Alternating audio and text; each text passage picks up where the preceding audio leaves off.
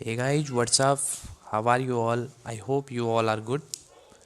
So, today we are going to discuss a most important topic of financial management, which is the cost of capital.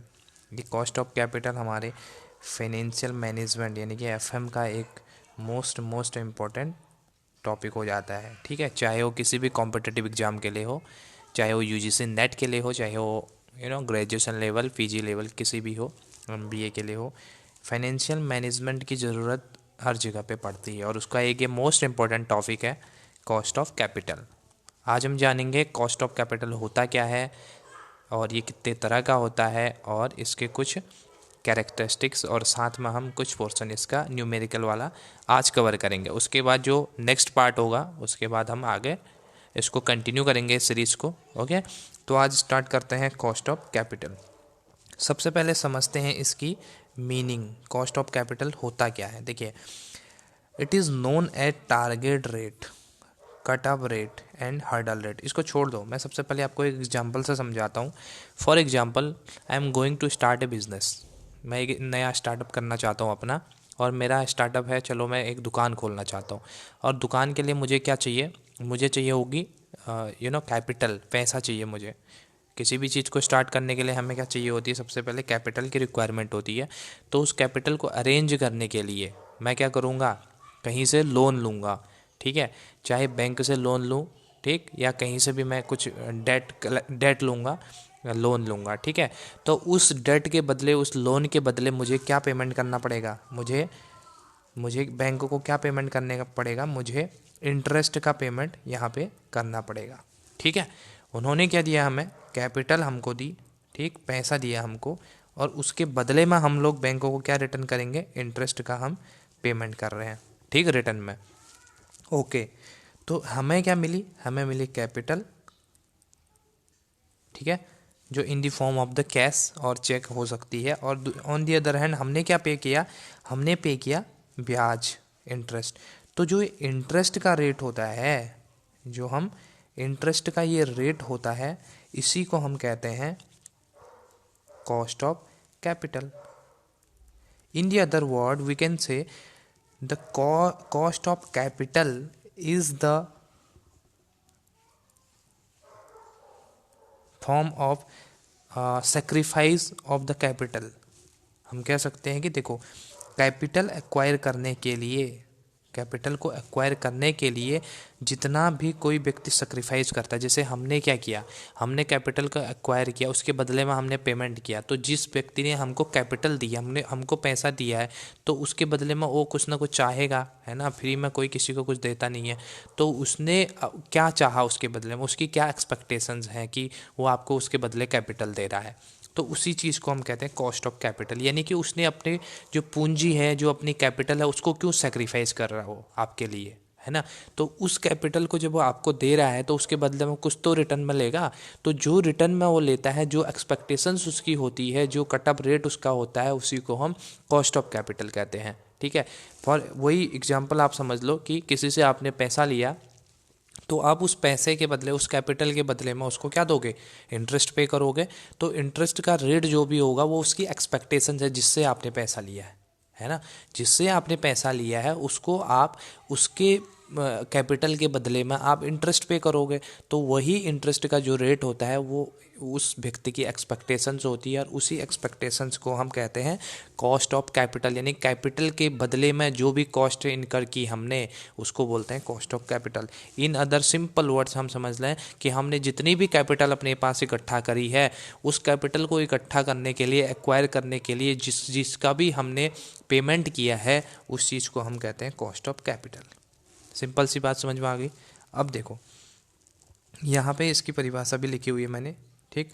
The cost of capital means the minimum desired earning by a firm in order to satisfy the minimum expectations of the those person who have invested their funds in the firm.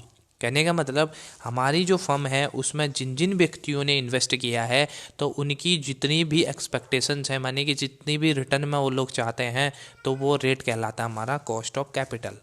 क्योंकि कोई भी व्यक्ति free में आपके firm में पैसा तो लगाएगा नहीं, लेकिन जितना उन्होंने रिटर्न चाहा है, जिस रिटर्न के आधार पर उन्होंने आपके फर्म में कैपिटल लगाई है, उस रिटर्न के रेट को ही हम कॉस्ट ऑफ कैपिटल बोलते हैं। ठीक है, ये अलग अलग तरह का होता है, इसको आगे डिस्कस करेंगे। अभी आप बेसिक मीनिंग समझ गए। इसको हम क्या बोलते हैं, इसको हम टारगेट रेट भी बोलते हैं, कट ऑफ रेट भी बोलते हैं और हर्डल रेट भी बोलते हैं। इसको आप ध्यान रखेंगे। ठीक है, टारगेट रेट क्यों होगा? टारगेट रेट इसलिए बोलते हैं क्योंकि उसका एक टारगेट है कि मैं इतना पैसा आपके बिजनेस में इन्वेस्ट करूंगा तो मुझे उसमें प्लस होगा कितना पैसा मुझे वापस मिला, कितना मेरा टारगेट है कि मैं वापस उसको कितना पैसा रिटर्न करूंगा, तो ये हमारा टारगेट हो गया। कट ऑफ रेट क्या होता है? कट ऑफ रेट इस तरह से हम समझ सकते हैं कि उस कैपिटल का कितना परसेंट हमने एक तरह से कट ऑफ के रूप में रखा है, मतलब हमने अपने पास, हमारे पास तो कम, हम एक हिसाब से जितना पेमेंट कर रहे हैं हमारे लिए वो लॉस है ना, एक तरह से कट ऑफ रेट है वो, तो इसीलिए इसको कट ऑफ रेट कहा जाता है। और इसी तरह इसको हर्डल रेट भी कहा जाता है। अब आगे नीचे बात करते हैं।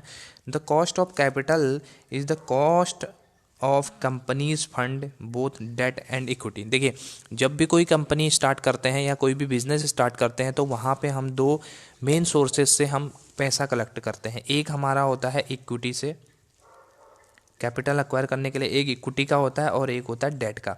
इक्विटी मतलब क्या? इक्विटी मतलब हो गया, इसमें हम इक्विटी शेयर होल्डर भी हमारे आते हैं, प्रेफरेंस शेयर होल्डर भी हमारे आते हैं, है ना, इस इक्विटी के अंदर। तो जब हम अपनी कंपनी में फंड रेज करते हैं, यानी कि अपनी कंपनी के लिए हमें कैपिटल चाहिए होती है, तो हम शेयर इशू करते हैं। शेयर इशू किस टर्म्स में करते हैं? प्रेफरेंस शेयर हो सकता है, इक्विटी शेयर हो सकता है ना। तो ये दो अलग अलग होते हैं। तो इसके टर्म्स में भी हम क्या कर सकते हैं? कैपिटल एक्वायर कर सकते हैं। और दूसरा होता है डेट। डेट का मतलब होता है कि हम उधार लेते हैं, जिस पर हम क्या करते हैं? इंटरेस्ट का पेमेंट करते हैं। और इक्विटी जब हम करते हैं, इक्विटी जब हम एक्वायर करेंगे तो उस पर हम क्या देंगे? हम उस पर देंगे डिविडेंड। ठीक है, डिविडेंड का हमें पेमेंट करना पड़ेगा। लेकिन जब हम क्या करेंगे? डेट्स हम अपनी कंपनी में लेंगे तो इस पर हमें क्या? इंटरेस्ट का हमें पेमेंट करना पड़ेगा। ठीक है, ये दो बात आप ध्यान रखेंगे। तो एक कंपनी में ऐसा हो ही नहीं सकता कि कंपनी स्टार्ट करने के लिए कैपिटल में सिर्फ आपको इक्विटी से अपना काम चल जाए या डेट से आपका काम चल जाए। ठीक है, ये पॉसिबल नहीं होता है एक ऑप्टिमम लेवल के प्रॉफिट को अर्न करने के लिए कंपनी के। उसके लिए उसको एक प्रॉपर मैनेजमेंट की ज़रूरत पड़ती है, जिसको हम बजटिंग भी कहते हैं। और ठीक है, उसमें हमें करना क्या पड़ता है? सॉरी, बजटिंग नहीं बोलते उसको हम बोलते हैं, इसमें हम क्या करते हैं? इक्विटी और डेट का कुछ पोर्शन इक्विटी का रखते हैं, कुछ पोर्शन डेट का रखते हैं। ठीक है, एक तरह की हम फाइनेंशियल प्लानिंग करते हैं। ठीक है, तो हम कितना पोर्शन हमें डेट का रखना है, कितना पोर्शन हमें कैपिटल का रखना है, कि हम अपने फर्म के लिए एक बेटर जो हमारी पॉलिसी है उसको बना सकें। ठीक है, कैपिटल स्ट्रक्चर बोलते हैं इसको। ठीक है, कैपिटल स्ट्रक्चर हमारा ऑप्टिमम कब कहलाएगा? जब हमारा कुछ पोर्शन डेट का होगा जितना, और कुछ पोर्शन हमारा इक्विटी का रहेगा, या तीसरा हम कह सकते हैं कुछ पोर्शन हमारा बोरोविंग यानी कि लोन का भी हमारा रह सकता है। तो ये कुछ निश्चित अनुपात में होना चाहिए, कुछ फिक्स रेशियो में होना चाहिए, ताकि हमें ज़्यादा नुकसान ना हो। क्योंकि ज़्यादा देखो होगा क्या, जैसे हम ज़्यादा डेट हमने जब एक्वायर कर लिया तो हमें इंटरेस्ट का ज़्यादा बर्डन पड़ेगा। किसका? इंटरेस्ट का। ज़्यादा इंटरेस्ट का पेमेंट करना पड़ेगा, जो कि हमारे लिए एक तरह से बहुत नुकसानदेह होगा। दूसरी तरफ हम देखें, जब हमने इक्विटी हमने इश्यू किया, तो इक्विटी हमें इश्यू किया, तो उसमें क्या होता है कि हमारे जो शेयर होल्डर होते हैं उसकी एक्सपेक्टेशंस बहुत ज़्यादा होती है, तो हम वो ज़्यादा डिविडेंड की यहाँ पे डिमांड करने लगते हैं। ठीक है, क्योंकि इक्विटी में ही सबसे ज़्यादा रिस्क भी होता है। हाई रिस्क मतलब हाई रिटर्न, तो वो क्या कर, इसमें भी ज़्यादा हमें डिविडेंड पे करना पड़ता है। तो ये हमारे लिए यही इक्विटी भी रिस्क हो जाता है। थर्ड केस की बात करें बोरोविंग में, तो बोरोविंग में भी हमें क्या होता है? लोन। बोरोविंग एक तरह से लोन समझ लो इसको, है ना, लोन। इसमें भी हमको इंटरेस्ट का पेमेंट करना पड़ता है, यानी ब्याज का भुगतान करना पड़ता है। तो हाई, जब हमने बोरोविंग करी है तो हमें हाई रेट से इंटरेस्ट भी देना पड़ेगा, या ज़्यादा इंटरेस्ट भी हमें देना पड़ेगा। तो एक ऑप्टिमम स्थिति बनाने के लिए, एक उचित स्थिति बनाने के लिए हम कह सकते हैं कि यहाँ पे एक रेशियो होना चाहिए फिक्स, किसमें कि हमारा इक्विटी कितना हो, ठीक, डेट का पोर्शन कितना हो, बोरोविंग का पोर्शन कितना हो, ये स्पेसिफाइड होना चाहिए। ठीक, तो ये तो बात हुई हमारी जो हमारे कैपिटल के सोर्सेज थे। ठीक है, उसकी। अब देखो यहाँ पे मैंने एक खाली टेबल दी हुई है। ठीक है, इसमें 3 तरह की आपको वो देखेंगे। इक्विटी शेयर होल्डर होता है, प्रेफरेंस शेयर होल्डर होता है, डिबेंचर होता है। देखो मैंने कहा एक्सपेक्टेशंस होती हैं इन तीनों की। अगर हम इक्विटी शेयर होल्डर से पैसा रेज करते हैं तो हमें उनको क्या देना पड़ता है, हमें डिविडेंड का उनको पेमेंट करना पड़ता है। अगर हम प्रेफरेंस शेयर होते हैं, प्रेफरेंस शेयर होल्डर को से पैसा रेज करते हैं तो तब भी हमें डिविडेंड देना पड़ता है, लेकिन इक्विटी से पहले। ठीक है। तीसरा, अगर हम डिबेंचर की बात करते हैं तो डिबेंचर में हमें इंटरेस्ट का पेमेंट करना पड़ता है, यानी कि ब्याज का भुगतान करना पड़ता है। ठीक। तो यहाँ पे देखो, इक्विटी शेयर होल्डर से हमने क्या किया, फंड 100 रुपये का हमने क्या किया, फंड मतलब उनसे 100 रुपये के हमने कैपिटल एक्वायर की। तो उनका एक्सपेक्टेशन माना क्या है, यहाँ पे एग्जांपल है ये, 15% माना उनको अपना रिटर्न चाहिए। तो ये क्या हो गया, कॉस्ट ऑफ कैपिटल किसके लिए हो गया, इक्विटी शेयर के लिए। दूसरा हमारा था प्रेफरेंस शेयर, मतलब प्रेफरेंस शेयर भी 100 रुपये का था और उनकी एक्सपेक्टेशन से 12 रुपये, यानी कि 12 रुपये पर 100 से पर 100 शेयर पे हमें उनको देना पड़ेगा। तो ये क्या हो गया, हमारा प्रेफरेंस शेयर का जो शेयर कैपिटल, जो रेट ऑफ कैपिटल हो गया हमारा। ठीक है, कॉस्ट ऑफ कैपिटल। और तीसरा हमारा था डेट का जो यहाँ पे 10% लिखा हुआ है, ये इसका इंटरेस्ट रेट होता है। तो यहाँ पे देखो 100 और इसने 10% हमने अपने आप में एक हर्डल रेट है जिसको हम कहते हैं, या हम कहते हैं कि कटअप रेट, या हम कॉस्ट ऑफ कैपिटल कहते हैं, या ठीक है, वो रेट फिक्स कर लिया तो ये इसका कॉस्ट ऑफ कैपिटल हो गया। तो टोटल 300 रुपये की कैपिटल एक्वायर करने के लिए हमारे कितनी कॉस्ट ऑफ कैपिटल आई, 37 रुपया हमारे पास ये क्या आ गया, कॉस्ट ऑफ कैपिटल। ठीक है, बेसिक टर्म्स में इस तरह से हम कॉस्ट ऑफ कैपिटल को कैलकुलेट करते हैं। लेकिन जब मैथमेटिकल फॉर्म में, फॉर्मूले के फॉर्म में हम आ जाते हैं तो इसका कुछ और ही फॉर्मूला होता है, उसको हम अच्छे से निकालेंगे, सेपरेटली निकालते हैं। ठीक है, तो उसको हम समझेंगे। अब देखो कॉस्ट ऑफ कैपिटल कितनी आई, ये तो हमारा आया किसके टर्म्स में, ये 300 के। तो देखो इसको अगर हमें सिंप्लीफाई करना है तो 37 हमारा आया क्या, कॉस्ट ऑफ कैपिटल। ठीक है, तो और 300 हमारे 300 में से 37 रुपीज़ हमने क्या कर लिया, कॉस्ट ऑफ कैपिटल के रूप में दे दिया। तो अगर हम इसको परसेंटेज के रूप में करते हैं डिवाइड, तो हमारा कितना आता है, 12.33%। ये तो पैसे के रूप में था कि 300 में से कितना, 37 रुपये आपने कॉस्ट आ गई, कॉस्ट ऑफ कैपिटल आ गई। लेकिन परसेंटेज के टर्म्स में निकालना है तो इसको आप ऐसे करेंगे, 37 तो आपकी कॉस्ट है कितने की, कितने में से, 300 रुपये में से। तो इसको 100 से मल्टीप्लाई कर दोगे तो आपका क्या आ जाएगा, 12.33% आपका क्या आ गया, कॉस्ट ऑफ कैपिटल आ गया। आई होप कि आपको समझ में आ गया होगा what is cost of capital. चलो अब नीचे चलते हैं। कॉस्ट ऑफ कैपिटल होती कितने तरह की है, देखो यहाँ पे 2 तरह की कॉस्ट ऑफ कैपिटल होती है। एक होती है एक्सप्लिसिट कॉस्ट ऑफ कैपिटल, ठीक है, और दूसरी होती है implicit cost of capital.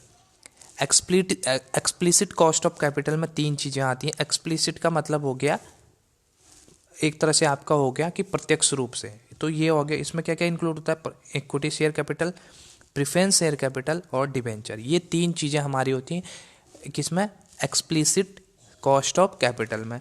Implicit में सिर्फ एक चीज़ इंक्लूडेड होती है, रिजर्व एंड सरप्लस, जिसको कॉस्ट ऑफ रिटेन्ड अर्निंग भी हम बोलते हैं। देखो यहाँ पर इसको क्या बोलेंगे हम, के ई फर्स्ट वाला, ये कॉस्ट ऑफ इक्विटी, इसको बोलते हैं कॉस्ट ऑफ इक्विटी। ठीक है, इसको किससे डिनोट करते हैं हम, के ई से, यानी कि इक्विटी से जितना पैसा हमने लिया, जितना कैपिटल हमने लिया, उसके बदले में उसको कितना हम पेमेंट करेंगे, कितना उसकी रिटर्न की एक्सपेक्टेशन है, वो हमारा क्या हो गया, के ई हो गया, कॉस्ट ऑफ इक्विटी। दूसरा हमारा था कॉस्ट ऑफ प्रेफरेंस शेयर, इसको हम बोलते हैं के P, cost of preference share, preference share. ठीक है, ये हमारा क्या हो गया कि प्रेफरेंस शेयर को जितना हम रेट देंगे, यानी कि कट ऑफ रेट जितना होगा प्रेफरेंस शेयर का, उसको हम क्या बोलेंगे, के पी। तीसरा हमारा होता है डिबेंचर का, देखो यहाँ पे डिबेंचर का, तो इसको बोलते हैं हम के डी। के डी मतलब क्या हो गया, कॉस्ट ऑफ डेट, यानी कि जितना हमने डेट से पैसा लिया उसके बदले में हम कितना इंटरेस्ट हम पे करना पड़ेगा, तो वो हमारा हो जाता है कॉस्ट ऑफ डेट, जिसको हम के डी से डिनोट करते हैं। तो जब इन तीनों को हम ऐड करते हैं, तीनों को हम एक साथ ले लेते हैं, किसको, के ई प्लस के पी प्लस के डी, तो ये हमारा क्या हो जाता है, explicit cost of capital. On the other hand एक कॉस्ट ऐसी भी होती है जो बिजनेस के अंदर ही रिटेन करके रखी जाती है, जिसको हम बोलते हैं कॉस्ट ऑफ रिटेन्ड अर्निंग, जिसको हम के आर भी बोलते हैं, कॉस्ट ऑफ रिटेन्ड अर्निंग। चलो रिटेन्ड अर्निंग में थोड़ा समझा देता हूँ आपको। रिटेन्ड अर्निंग, चलो रिटेन्ड अर्निंग होती क्या है, देखो जब किसी भी कंपनी को क्या हो गया, प्रॉफिट हो गया, ठीक है, हम प्रॉफिट निकाल लेते हैं, नेट प्रॉफिट इसको मान लिया जाता है, नेट प्रॉफिट मान लिया। इसके दो पार्ट हो जाते हैं, ठीक है। एक पार्ट होता है हमारा क्या, हम इसको डिविडेंड के रूप में बांट देते हैं। एक पार्ट हमने क्या कर लिया, डिविडेंड की तरह किस में, शेयर होल्डर में बांट दिया। और दूसरा पार्ट जो हमने अपने कंपनी के पास रख लिया उसको हम बोलते हैं रिटेन्ड करना, यानी कि रिटेन्ड अर्निंग, यानी कि हमने क्या कर लिया, उस अर्निंग को अपने पास जमा कर लिया, ठीक है। इसको क्यों हम अपने पास रखते हैं, क्यों हम कितना हम डिविडेंड के तौर पर देते हैं, इसको हम डिस्कस बाद में करेंगे। लेकिन आप अभी इतना समझ लो कि जब हमारे पास प्रॉफिट होता है तो उसके हम दो काम करते हैं। एक तो करते हैं हम एज अ डिविडेंड अपने शेयर होल्डरों में डिस्ट्रीब्यूट कर देते हैं उस प्रॉफिट को, उसको प्रॉफिट का कुछ भाग, और दूसरा भाग हम क्या करते हैं, अपने बिजनेस में रिटेन कर लेते हैं, जिसको हम रिटेन्ड अर्निंग भी बोलते हैं। ओके, तो इतना समझ में आ गया होगा आपके कि इम्प्लिसिट कॉस्ट में क्या क्या आता है, के ई प्लस के पी प्लस के डी, ये हमारा किस में आ गया, इम्प्लिसिट कॉस्ट में। एक्सप्लिसिट कॉस्ट में हमारा क्या आता है, के आर, जिसको हम क्या बोलते हैं, कॉस्ट ऑफ रिटेन्ड अर्निंग से बोला जाता है, ठीक है। तो चलिए ये हमारा, और हम टोटल अगर इतनी सारी चीज़ें हमको इसमें पढ़नी है, cost of equity capital, cost of preference capital और कॉस्ट ऑफ डेट, और इसके साथ ही कॉस्ट ऑफ रिटेन्ड अर्निंग। और जब हम इन सबको जोड़ देते हैं, सबको ऐड, सारी कॉस्ट को हम ऐड कर देते हैं, तो इसको बोलता है के ओ, यानी कि ओवरऑल कॉस्ट ऑफ कैपिटल, ठीक है। इसको बोला जाता है ओवरऑल कॉस्ट ऑफ कैपिटल, जब हम सारी कॉस्ट को एक साथ ऐड कर लेते हैं। गॉट इट, इतना समझ में आ गया। चलिए अब थोड़ा बेसिक से समझते हैं कॉस्ट और डेट का, थोड़ा सा एक पोर्शन हम आज समझेंगे, उसके बाद इसका न्यूमेरिकल समझेंगे नेक्स्ट पार्ट में। देखो सबसे पहली कॉस्ट हम क्या ले लेते हैं, कॉस्ट ऑफ डेट ले लेते हैं, ठीक है। कॉस्ट ऑफ डेट का क्या मतलब हो गया कि हमने जितना भी डेट लिया, ठीक है, उसके बिहाफ में जो भी इन्वेस्टर था, जिसने भी पैसा हमको दिया कैपिटल के तौर पर, उसको हमने कितना % रिटर्न दिया, यानी कि उसकी क्या एक्सपेक्टेशंस थी हमसे कि किस रेट से हम उसको पे करें, है ना, एज ए इंटरेस्ट। तो उस रेट को क्या बोलते हैं हम, कॉस्ट ऑफ डेट बोलते हैं, ठीक है। कॉस्ट ऑफ डेट मेनली दो तरह का होता है, एक हमारा होता है इरिडीमेबल, एक होता है हमारा रिडीमेबल, जो डिवेंचर होता है, ठीक है। डिवेंचर जब इरिडीमेबल होता है तब क्या कंडीशन होती है, और जब रिडीमेबल होता है तब क्या कंडीशंस होती है। देखो सबसे पहले मीनिंग समझ लो इरिडीमेबल और रिडीमेबल का। इरिडीमेबल का मतलब ये है कि उसकी जो एक्चुअल कॉस्ट है उसका आप पेमेंट नहीं करने वाले हो, ठीक है। वो कभी लॉन्ग लाइफ परपेचुअल सक्सेशन के तौर पे चलने वाला है, यानी कि उसका आप पेमेंट नहीं करने वाले हो। जैसे कि आपने डिबेंचर लिए कितने के, 10 लाख के फॉर एग्जांपल, तो आप क्या करोगे, इसका इंटरेस्ट का आप टाइमली पेमेंट करोगे, बट जो एक इसकी प्रिंसिपल अमाउंट है, यानी कि जो कैपिटल की एक्चुअल अमाउंट है, इसका आप पेमेंट नहीं करोगे, ठीक है। तो ये हमारे किस में आता है, इरिडीमेबल में आ जाता है, यानी कि क्या होगा ये, only interest will be paid, यानी कि इसका जो एक्चुअल अमाउंट है उसका पेमेंट नहीं किया जाएगा लॉन्ग लाइफ अपने ज़िंदगी में, ठीक है। और दूसरा आता है रिडीमेबल। रिडीमेबल होता है कि एक फिक्स पीरियड के बाद आपको रिडीम करना होता है, यानी कि इसका आपका भुगतान करना होता है, ठीक है। इंटरेस्ट का तो आप करेंगे ही, लेकिन जो एक्चुअल अमाउंट है उसका भी आपको भुगतान करना होता है, या हमने अगर डेट इश्यू करे हैं तो उसको हमको परचेज कर लेना होता है, ठीक है, हमको रिडीम कर लेना होता है। तो ये होता है हमारा रिडीमेबल। दो तरह की यहाँ पे कंडीशन होती है, फर्स्ट हमारा होता है इरिडीमेबल, दूसरा होता है हमारा रिडीमेबल। इतना क्लियर है? सॉरी। अब देखते हैं इरिडीमेबल के केस में हमारा जो कॉस्ट ऑफ कैपिटल होती है वो क्या होती है। सबसे पहले इसको देखो आप, इरिडीमेबल के केस में ये बात हो रही है इरिडीमेबल, जब हमें रिडीम नहीं करना है, ठीक है। तो ये सेकंड वाला पोर्शन पहले देखो इसको, ये इसका एक्चुअल फार्मूला होता है I divided by N P into 100। ये किसका है, के डी का फॉर्मूला है ये।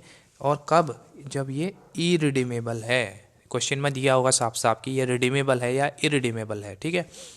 इरिडीमेबल के कंडीशंस में ये फॉर्मूला होगा जब यहाँ पे टैक्स कंसीडर नहीं किया जाएगा, यानी कि ये किसकी स्थिति है हमारी, बिफोर टैक्स की यहाँ पे स्थिति है, बिफोर टैक्स, बिफोर टैक्स।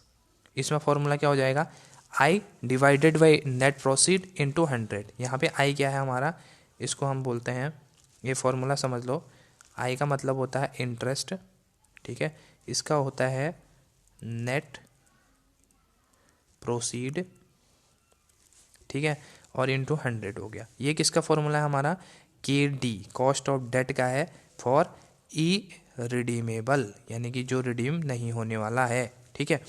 अब देखो इंटरेस्ट तो आपको पता ही है इंटरेस्ट क्या होता है, ठीक है, फिक्स रेट होता है कुछ डेट का, जो हमें पर ईयर इंटरेस्ट का पेमेंट करना होता है, उसी को हम, ये इंटरेस्ट वही इंटरेस्ट है। नेट प्रोसीड का मतलब क्या हुआ, नेट प्रोसीड का ये मतलब है कि जब हमने कैपिटल एक्वायर की तो हमारे हाथ में एक्चुअल में कितना पैसा आया।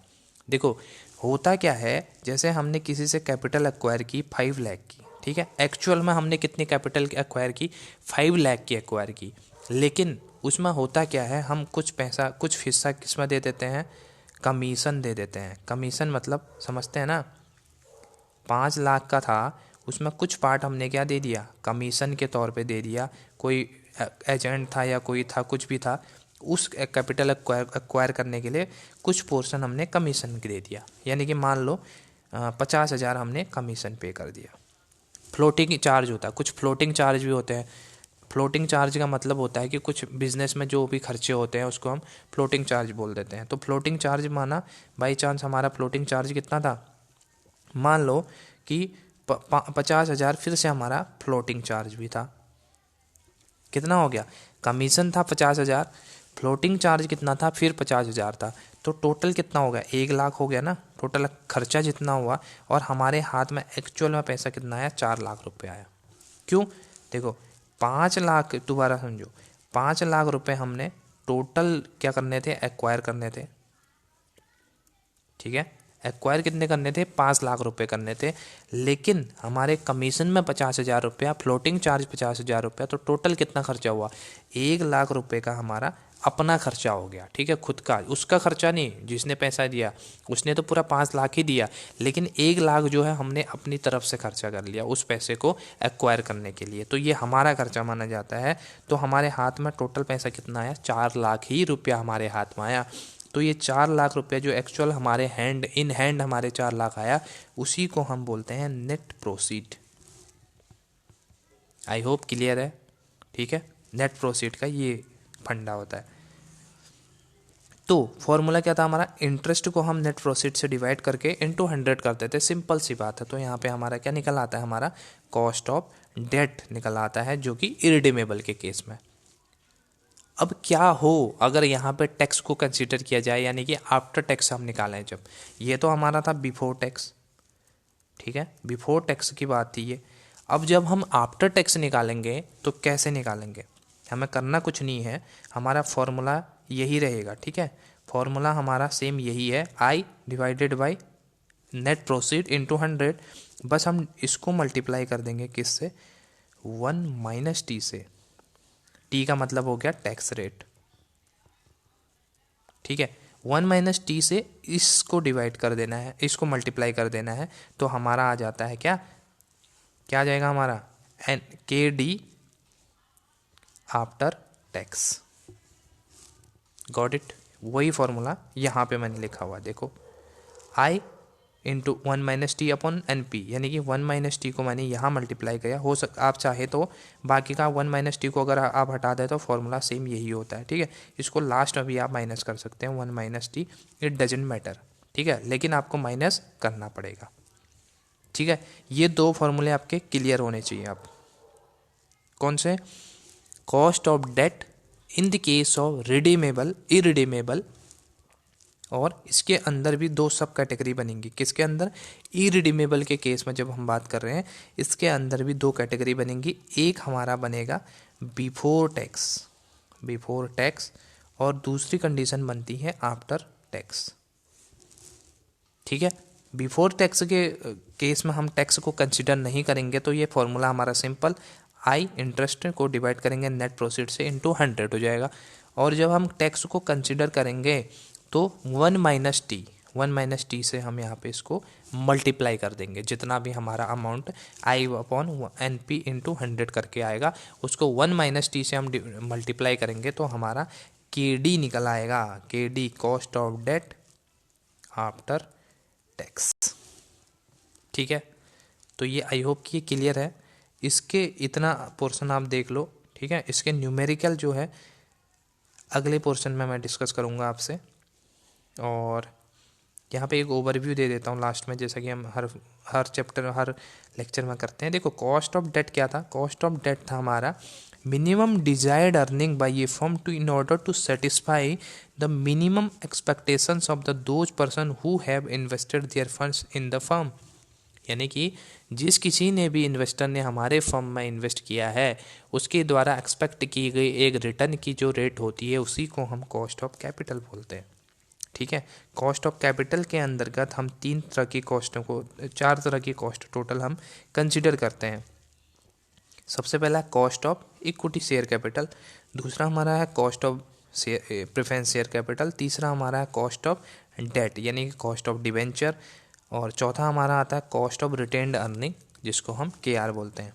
ठीक है, फर्स्ट के KP, KE, KD ये 3 जो कॉस्ट है हमारे वो होती है हमारी एक्सप्लिसिट कॉस्ट, और एक जो KR बचती है हमारी कॉस्ट ऑफ रिटेन्ड अर्निंग उसको हम बोलते हैं इम्प्लिसिट कॉस्ट। ठीक है, और उसके बाद बात आती है कॉस्ट ऑफ डेट की। तो कॉस्ट ऑफ डेट में हमारे 2 सिचुएशन हो जाती है, एक होती है इरिडीमेबल के केस में, एक होती है रिडीमेबल के केस में। इरिडीमेबल के केस में भी यहाँ पे 2 सिचुएशन होती हैं, एक होती है हमारा बिफोर टैक्स और एक होता है आफ्टर टैक्स। बिफोर टैक्स के केस में हम टैक्स को कंसिडर नहीं करते हैं, तो सिंपल सा फॉर्मूला हमारा हो जाता है I divided by net proceed into 100, और आफ्टर टैक्स के उसमें हम क्या करते हैं टैक्स को कंसिडर करते हैं, तो हमारा फॉर्मूला हो जाता है I divided by NP multiply by 1 minus T into 100। That's it, ये हमारा होता है कॉस्ट ऑफ इरिडीमेबल डेट। ठीक है, इरिडीमेबल का हमने देख लिया, तो इरिडीमेबल के हम अगले उसमें क्या करेंगे न्यूमेरिकल करेंगे, कुछ एग्जाम्पल करेंगे और उससे समझेंगे कि इरिडीमेबल को क्लियर करेंगे। ठीक है, तो आई होप सो कि आपको वीडियो पसंद आई होगी। वीडियो पसंद आई तो लाइक करके जाएं, और नए हैं चैनल पे तो प्लीज़ सब्सक्राइब भी कर लें और टन टन करके घंटी भी बजा लें। ठीक है, ओके, मिलते हैं नेक्स्ट वीडियो में। Keep watching, thank you.